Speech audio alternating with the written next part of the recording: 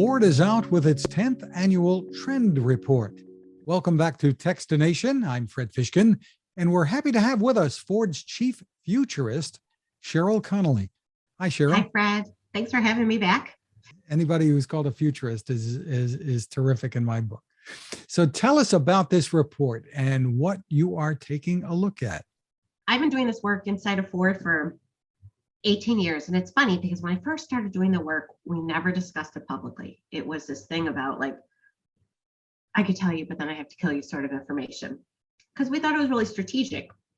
It could inform the direction where we're going. And then 10 years ago, we decided to start making some of the information public. And what we learned quickly is that the more we shared, the better the work became. So that's great. But to mark our 10-year anniversary, we historically looked kind of more near term. But to mark the 10-year anniversary, we said, let's go long term. Let's think long term, macro trend, things that are going to be around for decades. And the first thing that we wanted to point out is that when you ask people to think about the distant future, it's not for the faint-hearted. I mean, the things that we are beyond our control or that make us uncomfortable, things that we have absolutely no ability to influence, make people anxious. And the question is why? Like, I don't believe that you can predict the future. Just despite my exotic title, I know you cannot predict the future, but you can prepare for it. And that's what we're hoping to start a discussion about today, was how do you get people to prepare for it? And we thought if we put together some provocative statements, some data that actually cause people to think, what if this were to happen? How would I react? Would I be happy? Would I be sad? Would it be good for my community? Would it be bad for my family? And just to start thinking through that, because while I don't think you can predict the future, I do believe we have the ability, even on an individual level, to drive or create a future that's most beneficial to us. Well, some of the things that you looked at, some of the points, one, the future of our planet, which, as you mentioned, I think can be scary to think about. But people are worried about some different things, really, although there are one or two that are certainly at the top. Yeah, there are so many things there are many things for which to be worried about. And, generally speaking, we ask people, do you think you're ready for the future? And 3 out of 10 people said no, they're not mentally prepared for it. But when we started asking specific questions as it related to sustainability, the environment, the sustainability or health of the planet in general, 81% of the people we spoke to in 15 different countries said that climate change makes them worry for their children's future. And more, I think, interesting than that is that 40% of the adults that we spoke to in Canada said that climate change was one of the reasons they didn't want to have children. 30% of those who said they want to have children did so because came from France or India. Mexico and Germany were slightly lower. But to imagine that we have a generation of people that are like, I don't know if I should procreate. I don't know if it's good for the planet. And that, I thought, was a really kind of sobering moment. Absolutely. And there's another issue that probably wouldn't have come to the fore a few years ago, at least this high up, and that's viruses, right?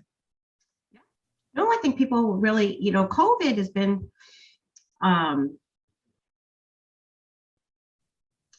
game changer, right? It's just about the way that we see the lens, see the world. And in some ways, ironically, it's good for people like me. As a futurist, my goal is to help people learn to expect the unexpected. And we're so accustomed to the status quo, business as usual. It's really hard to imagine the future being different. And COVID, I think, was a sober moment that we all realized that things can change in very, very rapid fashion. 2 years ago, a year ago, we asked people when they thought the world would return to normal. And 44% of people we spoke to worldwide said it'd take 1 to 2 years. But there are about 8% of people that said that they'll never return to normal. We repeated that question again for this survey, but with a little bit more nuance. We asked about work, entertainment, travel, and retail. And in all of those categories, there's about 10 to 14% that say none of those things will ever be back to what it used to be. And I think for me personally, I find myself more in that camp, that there are things that are irrevocably changed, that there's no going back to the way it used to be. Particularly even when you think about travel. As we go to the 2nd, 3rd, 4th chapter of COVID, people are saying like, well, what does testing look like? When do you have to be tested? What, we're learning to carry around our vaccination cards. My husband and I went to a comedy show, and he caught a little flat-footed when he's like, oh, wait, they're going to need proof of vaccination. And he was the only one in our party that had not like downloaded it to their favorite photos. So they had it ready to go. But I think these are like the subtle shifts that we are making that will stay with us for a long time. And then when I think about work, Ford just recently announced that we had hoped to kind of return to some sort of work in office. It was always going to be a hybrid approach, but we just extended it again to March of 2022. That means we have not worked in a traditional work setting for 2 years. And we've all learned to adapt, and some people have done better than others. But after 24 years of 24 months of change, I don't know like that it could ever go back to what it looked like in 2019. And while a lot of people, I'm sure, crave the social atmosphere of returning to the office, and many companies see benefits there too, they're also seeing benefits in people working from home and being spread out, and the ability to hire people, from 1,000 miles away that weren't available to them before. So for companies, there are benefits, and for many people, parents, they're finding a lot of benefits to being home and doing their work. One of the things that I think is really interesting that I like about our report is that it has that, like, your audience can actually, when the site is up on December 9th, they can go in and look at the material themselves, but you can click through by country. So you have a global number where 13% say that work will never return to normal. But if you compare that to the United States, the number jumps up to 24%. In Canada, it's 27%. And the UK, 22%. Now, it's just fascinating to me that you have these Western kind of points of view that says like we can do it. And I think what we surprised was our employer, like at how much work can be done. There are anecdotal stories about productivity increasing. Now, of course, it depends on what type of work that you do. And the other thing that I would say from a consumer side, and we're always looking at things through this lens of the consumer, there's something that's called, let me think back, I think it's called skimflation. I've never heard the expression before, but like what's happening is that we're getting used to paying the same amount or slightly more for less. We're waiting longer in lines at the retail stores. We're seeing a smaller restaurant menu, or longer line, or fewer options, or just the spectrum of offerings have all kind of shrunk. And so I think that's also part of the adjustment that's happening. And well, of course, the supply chain issues, and you kind of alluded to them here too, are with us for now, and we're all hoping that those things go away. I sure know Ford is hoping those things go away. Let's talk about mobility and transportation, because you took a look at the future of mobility there too, and attitudes there. And obviously Ford and others, all of your counterparts really seem to be jumping into a brand new era for mobility. So let's talk long term and then work our way back closer to near term. Okay. So I don't know about you, but I grew up watching reruns of the Jetsons. And so I've been a long time waiting for my flying car. I've kind of given up on that notion of the flying car. Maybe I shouldn't say never, but 38% of men worldwide believe that by 2050, they actually will have a flying car. And it'll be really interesting to see if they're right. And I think, you can see where that notion comes from. I mean, when we look to delivery of goods now, we know that their drone delivery is possible. And while I don't think it's quite yet the norm, I don't think any of us would be surprised by seeing, more and more packages come about that way. And we did ask a question about in my lifetime, 42% of the people we surveyed said that they think traffic jams are more likely to occur in the sky than on the ground. So I think, when we think longer term, that could happen. And even we looked at kind of travel to other planets. Like, could you ever travel to other planets for leisure? 47% of adults said that they could imagine that during their lifetime. The younger you are, the more likely you are to agree. So for instance, Generation Z, Zoomers, if you will, 18 to 24, 57% agree, and only 34% of baby boomers agree with that statement. But I know what you probably more want to talk about are things like self-driving vehicles and electric vehicles, and those are much more near term. Self-driving vehicles still a little ways off, but there are a good number of people that tell us that when they think about a self-driving vehicle or an autonomous vehicle, we know that 45% of them say that they'll feel safer in a self-driving vehicle than a vehicle driven by a human being. I think there's something really powerful there. And studies we've done in previous years, we found that 67% of adults surveyed told us they'd rather have their child ride in a self-driving vehicle than ride with a stranger. So I think there shows real interest on what that could look like.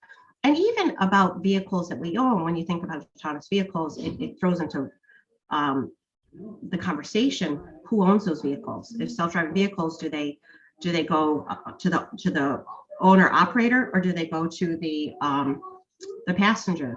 And what we know is that 1 in 4 Gen Zers tell us that they would rather have a vehicle sharing service than own their own vehicle if costs are exactly the same. And the interesting thing there is that if it's a service, there's a likelihood, at least if we're going to see the real benefits from it, that these would be shared rides. So I guess people are going to have to take a look at it and say, well, they don't want their child to ride with a stranger, but this new mobility may require that kind of mindset. Yeah. So I think there's something powerful there, and it kind of ties where we start out with the planet. You know, there's this notion of, if we continue to consume the way that we always have, does the planet have enough resources to provide everybody the opportunity to own and operate their own vehicle? And what does that mean for global gridlock? But let's move to near term, because I think that's the thing that people can mostly get their head around. And that's the electric vehicle revolution that I think is afoot right now. And I think it's exciting. And it seemed to happen so fast. I mean, it was, Ford is saying that we expect that by 2030, I think it is, 2030, 40% of our portfolio will be fully electric. And in places like Europe, 100% of our passenger vehicles will be electric. And I think close to 67% of our commercial vehicles in Europe will also be electric. So this is a total mindset for us, mindset shift for us. And you can see it in the investments that we're making and the Blue Oval City that we've announced in recent months. So I think it's an exciting time. And I think it's exciting in part because this is talking about creating the future that we most want. Like when we look at consumer data, 70% of consumers say that they are actively changing their behavior to fight climate change. But when you look a little bit deeper, it's like less than half of them are willing to take on any sort of sustainability initiative that results in some minor inconvenience at all. And so what we're trying to do is an approach that says, okay, people don't want to make sacrifices, and they don't have to when you purchase a vehicle like a Mustang Mach-E or the F-150 Lightning. Like I think we're reconceiving the notion of what sort of trade-offs people have historically had to anticipate when they moved into an EV. And now we know you can still have mileage and muscle. You can still have advanced technology. You can still have far-reaching innovations on these iconic nameplates that suggest a whole new future of what this will look like for the industry. And I suppose that's going to open up another debate as we have all of these electric vehicles about the grid and what we're going to do about it and the power sources that we're going to rely upon. That's going to be key to all of that being successful, isn't it? And indeed, I mean, we are looking right behind that as well. How do you charge this? Where does it come from? And like AVs, I think the answers to those solutions don't lie with OEMs exclusively. There's a whole ecosystem around it that what do policies want to do? How will policymakers want to do? What will it mean for cities and how they develop urban landscapes? What does it mean for commercial opportunities, commercial enterprise? How will they monetize that? So there's a whole lot of things that we're still trying to figure our way through. But I think it's exciting, and I think it is a turnkey moment for us. really interesting and exciting. And where is it that people can go to get more information on this report? So they could go to fordtrends.com. Fordtrends.com is the website. Sheryl Connelly, thank you so much for spending time with us. Thank you. It's always a pleasure.